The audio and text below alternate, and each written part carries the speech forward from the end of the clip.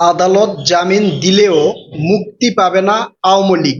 রাজশাহী রেঞ্জের ডিআইজির এমন একটা চিঠি নিয়ে মোটামুটি তোলপাড় সৃষ্টি হয়েছে। সোশ্যাল মিডিয়া, গণমাধ্যম, বিভিন্ন জায়গায় বিভিন্ন হেডলাইন দিয়া এই চিঠিটা ব্যাপকভাবে ভাইরাল করা হয়েছে। প্রিয় দর্শক, আজকে আমি আপনাদের কিছু প্রশ্ন করব, সেই প্রশ্নের উত্তরগুলো আপনারা দিবেন। আগে সেই চিঠির সারাংশটা আপনাদেরকে বলি। রাজশাহী রেঞ্জের ডিআইজি তার অধীনস্থ যেগুলো জেলা আছে সব জেলায় তার স্বাক্ষরিত একটা চিঠি পাঠিয়েছে। সেই চিঠিতে লেখা আছে, পরবর্তী নির্দেশ না দেওয়া পর্যন্ত আওয়ামী লীগের, মানে ওখানে লিখছে যে কার্যক্রম নিষিদ্ধ অবলিক স্থগিত। মানে আওয়ামী লীগ এই দলের কোনো নেতা কর্মী যদি জামিন পেয়ে যায় তাহলে তাকে অন্য একটা মামলা দিয়ে আটক দেখাতে হবে। এখানে অবশ্য কিছু ছাড়ও দিয়েছে। সেই ছাড়টা কিভাবে দিয়েছে, যে যদি মনে হয়, মানে পুলিশের যদি মনে হয় তিনি শারীরিকভাবে সক্ষম, জামিন পাওয়ার পরে দল গোছাতে পারে, আওয়ামী লীগের বিভিন্ন কার্যক্রম সে করতে পারে, দলীয় কার্যক্রম করতে পারে, এরকম যদি মনে হয় তাহলে তাকে অন্য একটা মামলার আসামি দেখে গ্রেপ্তার করতে হবে। প্রথম প্রশ্ন আপনাদের কাছে, যে এই আইন বা এই আদেশটা কি আপনাদের কাছে সঠিক বা ভালো বলে মনে হলো কিনা। এখন এখানে আরেকটা প্রশ্ন হচ্ছে যে এই আদেশটা কি শুধু রাজশাহী রেঞ্জের জন্য নাকি সারা বাংলাদেশের সব জেলার জন্য। এটা কিন্তু ওখানে উল্লেখ করা নাই, শুধু রাজশাহী রেঞ্জের ডিআইজি যে চিঠিটা দিয়েছে সেই চিঠিটাই প্রকাশ হয়েছে। এখন রাজশাহী রেঞ্জের যে এই ডিআইজি, তিনি এই আদেশ যে দিলেন, এ আদেশ মানে কার কাছ থেকে পেয়ে দিলেন নাকি অতি উৎসাহী হয়ে নিজেই দিয়েছেন, এটাও এখন পর্যন্ত প্রকাশ হয় নাই।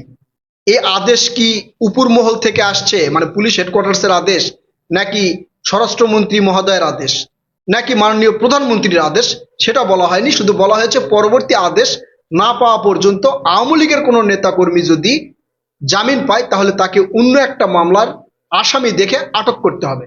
অন্য একটা মামলার আসামি কিভাবে দেখাবেন? ধরেন আওয়ামী লীগের এক নেতার একটা মামলা আছে, সেই মামলায় সে জামিন পেয়েছে, জামিন পেলে তাকে আটক করবে অন্য কোন মামলায়?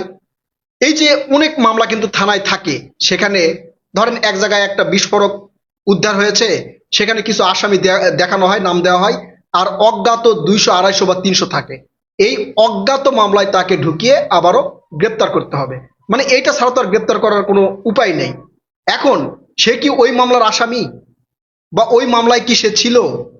তাহলে তাকে যে আটক করা হবে, এটা কিভাবে আটক করা হবে, এটা আপনারা কিভাবে দেখছেন, এই উত্তরটাও আপনারা দিবেন। এখন প্রশ্ন হলো যে এখানে যখন জামিন হবে, পুলিশ যদি মনে করে যে সে আওয়ামী লীগের বা আওয়ামী লীগের হয়ে বা আওয়ামী লীগের দলের হয়ে সে কার্যক্রম চালাতে পারে এমন শক্তি সামর্থ্য তার শরীরে আছে, তাহলে তাকে গ্রেপ্তার করবে। আর যদি মনে করে যে না, তার সেইভাবে শারীরিক সামর্থ্য নেই, সে দুর্বল, সে আওয়ামী লীগের কোনো কার্যক্রম করতে পারবে না, তাহলে তাকে গ্রেপ্তার করা হবে না। এটা ঠিক করবে কে? পুলিশ। এখন ধরেন একজনের জামিন হলো, পুলিশ গিয়ে তাকে বলতে পারে যে যদি কিছু টাকা পয়সা না দেন তাহলে আপনাকে আবার অন্য মামলায় গ্রেপ্তার দেখানো হবে। এটা পুলিশের আসলে টাকা খাওয়ার একটা রাস্তা বের হলো কিনা, এই প্রশ্নও থাকলো আপনাদের কাছে। এখন এই আইনটা আসলে কেমন হলো?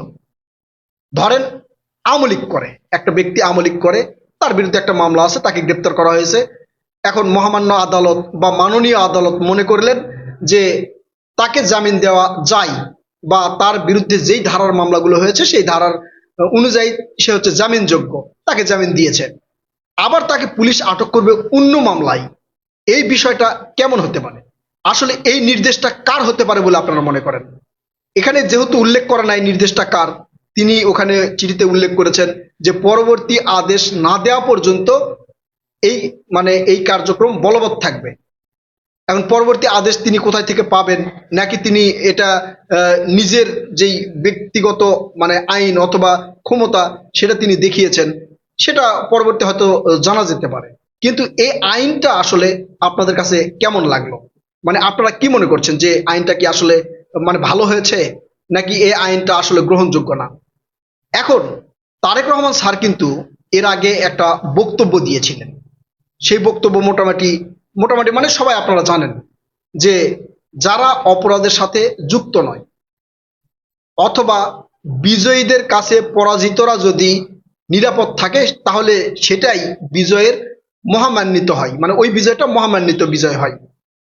এখন আওয়ামী লীগ করেছে সে একটা সময়, সে আওয়ামী লীগের নেতা বা আওয়ামী লীগের কর্মী অথবা আওয়ামী লীগের সাথে সে ছিল, কোনো কারণে তার বিরুদ্ধে মামলা দেওয়া হয়েছে, পুলিশ তাকে পুনরায় অন্য মামলায় গ্রেপ্তার করবে। ধরেন আরেকটা মামলা পুলিশ দিল, দেওয়ার পরে সেই মামলাতেও সে জামিন পেল, মাননীয় আদালত মনে করলেন যে তাকে জামিন দেওয়া যায়। তারপরে কি করবে? তাকে কি আরেকটা মামলায় গ্রেপ্তার করা হবে?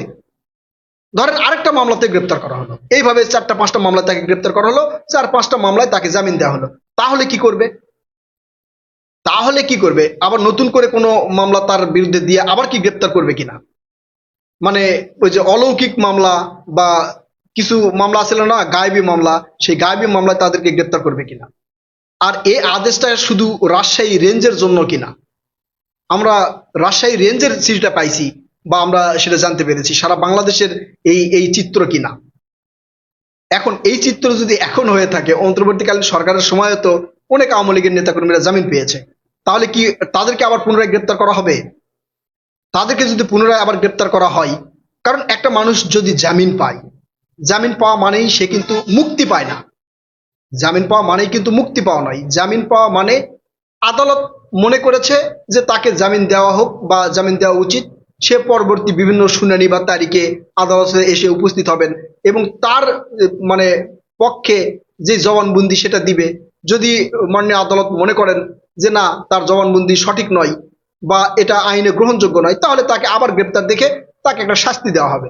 আবার মাননীয় আদালত যদি মনে করেন যে না, তার পক্ষের যে বক্তব্য সে বক্তব্য সঠিক এবং সে এই অপরাধের সাথে যুক্ত নয়, তাহলে তাকে মুক্তি দিয়ে দিবে। এখন এই মুক্তি দিয়ে দিবে সে আসা পর্যন্ত তাকে আবার আরেকটা মামলায় দেওয়া হবে, আবার আরেকটা মামলায় গ্রেপ্তার করে তাকে কারাগারে প্রেরণ করা হবে, সেখান থেকে জামিন পেলে আবার একটা মামলায় দেওয়া হবে, দিয়ে তাকে আবারও জেলে ঢুকানো হবে। মানে শরীরে শক্তি টক্তি যদি থাকে তাহলে তাকে দেওয়া হবে, কিন্তু যারা বৃদ্ধ টিদ্ধ তাদেরকে ছেড়ে দেওয়া হবে। এখন বৃদ্ধ ধরেন বয়স 60 বছর, 60 বছর হলে কি সেই দলীয় কার্যক্রম করতে পারবে না? করতেই পারে, বুড়া বয়সও তো করতে পারে, তাই নাকি? তো তো বুড়া বয়সে যদি করতে পারে তার মানে কাকেই ছাড়া হবে না? আসলে এই আইনটা মানে কেন হচ্ছে এই আদেশটা দিলেন রাজশাহী রেঞ্জের ডিআইজি আমি জানি না, বা কোন জায়গার আদেশ দিয়েছেন। তিনি বলেছেন পরবর্তী নির্দেশনা না দেওয়া পর্যন্ত। এখন পরবর্তী নির্দেশনা কখন কিভাবে দিবে সেটা আমি জানি না। এখন এই সামগ্রিক বিষয়গুলো নিয়ে কেন জানি একটা ধোঁয়াশা মনে হচ্ছে। আবার অনেকেই বলার চেষ্টা করতেছেন তাহলে জামিন দেওয়ারই দরকার নেই, মহামান্য আদালতের কাছে এটা রিকোয়েস্ট বার্তা পাঠানো হোক যা আওয়ামী লীগের কোন নেতাকর্মীকে জামিন দেওয়ার দরকার নেই। আবার অনেকেই বলার চেষ্টা করতেছেন যে জামিন দিয়ে তাকে আবার ঢুকানো, এটা আসলে একটা ওই টাকা খাওয়ার বা মামলা বাণিজ্য করার একটা ফাঁদ তৈরি করে দিলেন, অনেকে এগুলো মনে করছেন। এখন আপনারা কি মনে করছেন? আপনারা আপনাদের মূল্যবান মতামত কমেন্ট করে জানাবেন। আজকে আপনাদের কাছে অনেকগুলো প্রশ্ন রাখলাম, এই প্রশ্নগুলোর উত্তর আপনারা দিবেন। আপনারা আসলে কি মনে করছেন যে পরিস্থিতি কোন দিকে যাচ্ছে বা কি হতে পারে? আপনারা আপনাদের মূল্যবান মতামত কমেন্ট করে জানাবেন। আর ভিডিওটা যদি ভালো লাগে অবশ্যই লাইক দিবেন, একই সাথে আমার চ্যানেলটি সাবস্ক্রাইব করবেন। আর আমরা আমার ভিডিওগুলো যারা ফেসবুকে দেখেন তারা মানে যারা দেখেন তারা তো দেখেন, আর যারা দেখেন না বা দেখতে পান না, আমার ভিডিও ডিসক্রিপশন বক্সে আমার ফেসবুক পেজের লিঙ্ক দেওয়া থাকবে, সেখানে যাবেন, গিয়ে আমার ফেসবুকে অ্যাড হতে পারেন। আপনার এলাকার যে কোনো খবর বা সংবাদ আপনারা আমার কাছে পাঠাতে পারেন। ইনশাল্লাহ সেই খবরগুলো সত্য খবর দিবেন, তথ্যভিত্তিক খবর দিবেন, আমি সেই খবরগুলো প্রচার করার চেষ্টা করব ইনশাআল্লাহ। আল্লাহ হাফেজ।